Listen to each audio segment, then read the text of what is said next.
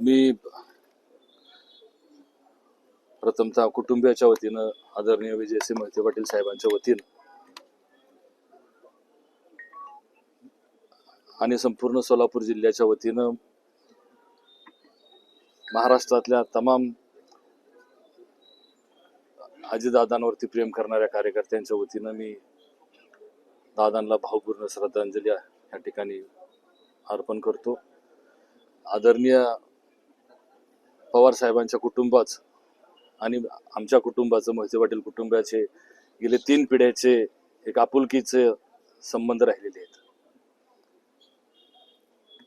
राजकारणात कमी जास्त झाला असेल, पण कधीही वैयक्तिक पातळीवरती ते नातं आम्ही कुणी कधी तुटू दिलं नाही. ते नातं दोन्ही कुटुंबानं जपलेलं आहे. आणि मी श्रद्धांजली अर्पण करतो. भरपूर आहेत, आता नाही बोलता येणार, बोलू नाही शकत